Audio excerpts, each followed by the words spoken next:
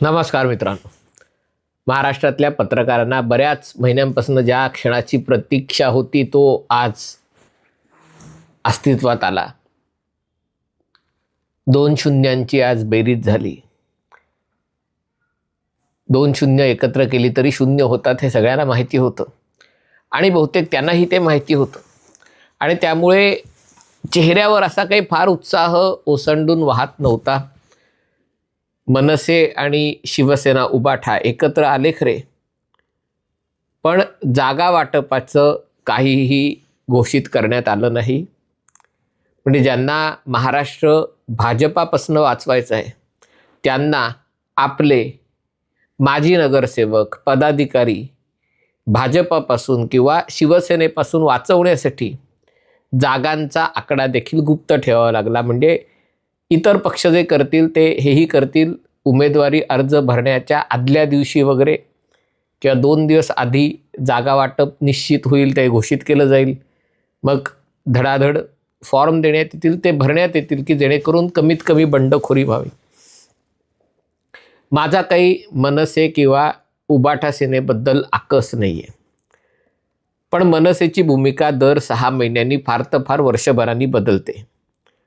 ज्या कारकुनांना आणि बडव्यांना कंटाळून राज ठाकरे शिवसेनेतनं बाहेर पडले, ते सगळेच्या सगळे बडवे कारकून वगैरे वगैरे मंडळी अजूनही शिवसेनेतच आहेत. ते लोक एकनाथ शिंदेंसोबतही गेले नाहीत. त्यातले बरेच जण उद्धव ठाकरेंसोबतच राहिले. तरी देखील त्याच कारकुनांसोबत आणि बडव्यांसोबत व्यासपीठ शेअर करताना मंगल कलश आणण्याचं नाटक करण्याची तशी काही गरज नव्हती. महाराष्ट्रासाठीचा मंगल कलश का मुंबई महानगरपालिकेचा मंगल कलश हे यथावकाश स्पष्ट होईलच. परंतु उद्धव ठाकरेंची रणनीती साफ फसलेली आहे. विधानसभा निवडणुकीनंतर त्यांच्या लक्षात आलं की मुंबईमध्ये आपल्याला आणखीन चांगलं यश मिळू शकलं असतं. आपल्या काही जागा मनसेमुळे हातच्या गेल्या. म्हणजे जर काँग्रेस, राष्ट्रवादी, शिवसेना, उबाठा अधिक मनसे अशी बेरीज झाली असती तर आपला विजय आणखीन, म्हणजे जो आकडा 20 आहे तो कदाचित 25-30च्या मध्ये हा आकडा म्हणजे गेला असता. मुंबईतच 5-10 जागा मुंबई परिसरात वाढल्या असत्या. काँग्रेस काय पायपुसणं आहे, काँग्रेसला आपण कधीही कसंही आपल्यासोबत घेऊ शकतो. काँग्रेस आपल्यासोबत येईल, त्यांना काही दुसरा इलाज नाही आहे. आपण थेट राहुल गांधींशी बोललो, सोनिया गांधींशी बोललो की महाराष्ट्रातले काँग्रेसचे नेते काहीही करू शकणार नाहीत हे त्यांना माहिती होतं. आणि त्यामुळे मग 19 वर्षानंतर भावाला भावाची आठवण झाली. त्याच्या आधीही इशारे केले गेले होते, डोळे मारले गेले होते, परंतु जे 19 वर्षात झालं नाही, जे स्वतः बाळासाहेब ठाकरेंना जमलं नाही, जे त्यांच्या कोणा नातेवाईकांना जमलं नाही, ते देवेंद्र फडणवीसांनी करून दाखवलं. राजकारणात रिलेव्हंट राहणं महत्त्वाचं आहे आणि हे रिलेव्हंट राहण्यासाठी एकत्र येण्याशिवाय पर्याय नव्हता. कदाचित रिलेव्हंट राहण्याची त्यांची ही खेळी यशस्वी होईल. यशस्वी होईल म्हणजे त्यांना काही मुंबई महानगरपालिकेत सत्ता मिळेल असं मला बिलकुल वाटत नाही. पण जर त्यांचं नशीब बलवत्तर असेल तर 227 पैकी 61 जागा, 50-60 जागा त्यांना मिळाल्या तर एकत्र येण्यानी झालेला फायदा झाला असं म्हणता येईल. जर काँग्रेससोबत आलं असतं तर परिस्थिती थोडी वेगळी झाली असती. पण काँग्रेसला स्वतःचं हित कळतं. काँग्रेसला हे पक्क ठाऊक होतं की आपण जर मनसे आणि उबाटा सेना युतीत गेलो तर आपल्याला दोघात तिसरा, सगळं काही विसरा अशा प्रकारची वागणूक मिळेल. म्हणजे एकतर आपण राज्यातले सगळ्यात मोठा पक्ष असूनही आपल्याला 3ऱ्या क्रमांकाची जागा किंवा वागणूक मिळेल आणि दुसरीकडे आपले मतदार उबाठा सेनेला मतदान करतील पण त्यांचे मतदार आपल्याला मतदान करणार नाहीत. काँग्रेसला पक्क ठाऊक होतं आणि त्यामुळे काँग्रेसने देखील ठरवलं की आम्ही वेगळे लढणार आहोत आणि त्या निश्चयावर ते शेवटपर्यंत कायम राहिले. एकदा काँग्रेस वेगळे लढणार म्हटल्यावर उबाठा सेनेसाठी मनसे ही लायबिलिटी झाली.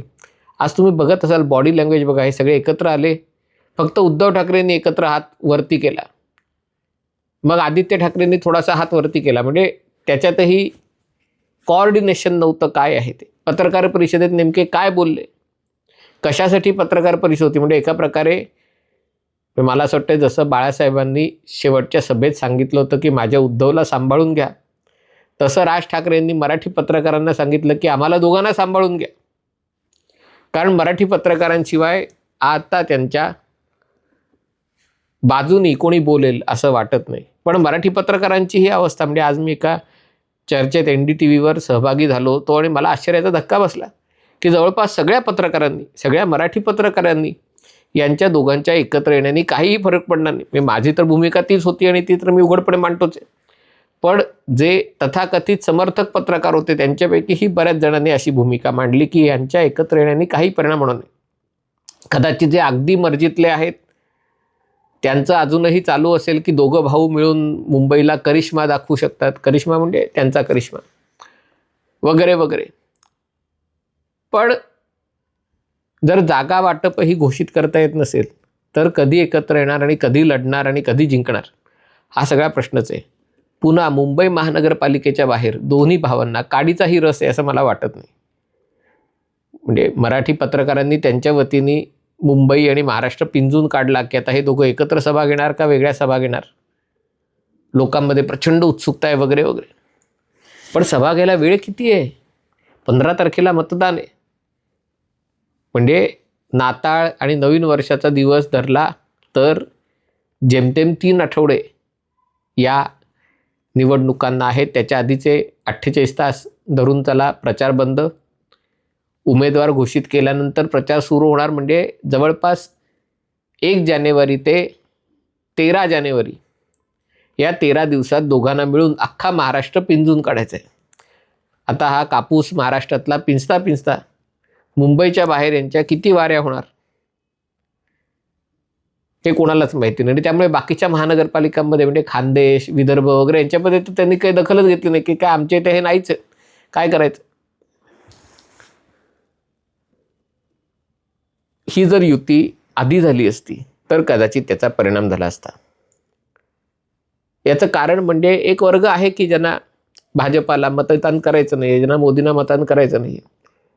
पण त्यांना जरी भाजपाला मतदान करायचं नाही तरी त्यांनी तुम्हाला का मतदान करावं, नेमकं तुमच्यात असं आहे का की ज्याच्यासाठी तुम्हाला मतदान करावं, ते लोकांपर्यंत जाणं आवश्यक आहे. आणि दुर्दैवाने ते जाण्याची कोणती इच्छाशक्ती दिसत नाही.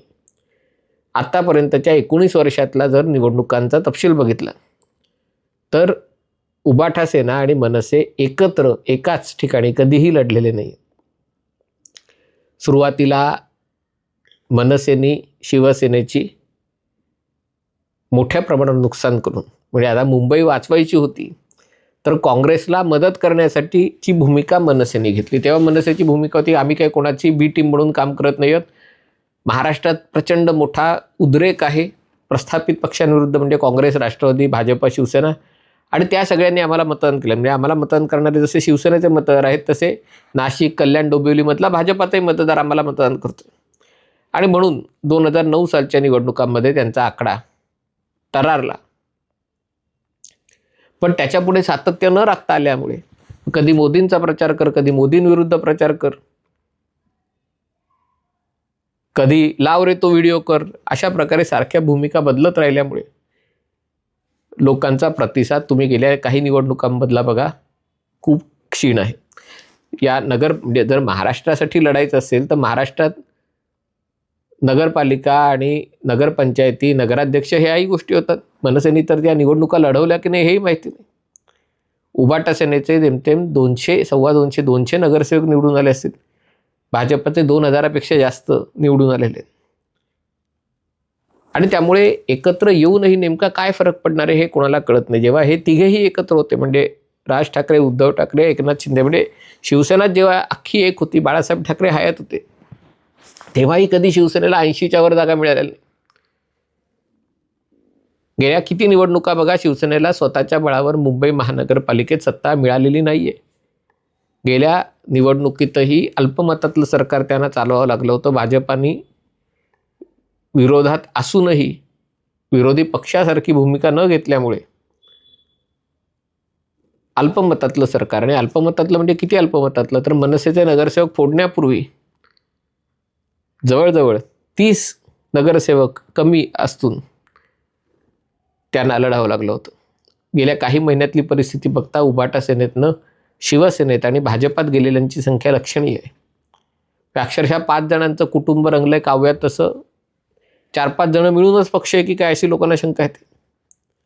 आणि असं असताना मनसेला सोबत घेऊन किती परिणाम होणार याच्याबद्दल मला शंका आहे.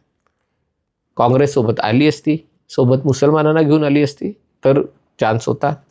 पण आता काँग्रेस मुसलमानांची किती मतं घेतं, काँग्रेस वंचितबरोबर जातं का सपाबरोबर जातं का एकटं लढतं, याच्यावर अनेक गोष्टी अवलंबून आहेत. आणि दुसरी गोष्ट आपण लक्षात घेत नाही आहोत, मनसे आणि उबाटा सेना एकत्र आल्यामुळे शिवसेना आणि भाजपा यांच्यातला जो बॉन्ड आहे, यांच्यातलं नातेसंबंध आहे ते अधिक घट्ट झालेले. नाहीतर बिहारमधल्या निवडणुकीनंतर याच 2 भागीदार पक्षांमध्ये कुरघोडीचं राजकारण म्हणून, दबावाचं राजकारण म्हणून एकमेकांविरुद्ध आरोप प्रत्यारोप केले जात होते. पण या 2 भावांच्या एकत्र येण्यामुळे शिवसेना आणि भाजपातली युती अधिक घट्ट झालेली आहे. आणि त्यामुळे मराठी पत्रकारांनी कितीही सांभाळून घेतला तरी या एकत्र येण्याचा काही फारसा परिणाम जाणवणार नाही आहे. त्यांना हे जाणवलेलं आहे आणि तेच त्यांच्या बॉडी लँग्वेजमध्ये, त्यांच्या देहबोलीमध्ये स्पष्टपणे दिसत आहे. हा व्हिडिओ आपल्याला आवडला असेल तर कृपया लाईक करा, शेअर करा आणि हे चॅनल सबस्क्राईब करण्याची विनंती आहे. तुर्तास इथेच थांबतो. पाहत रहा MH48.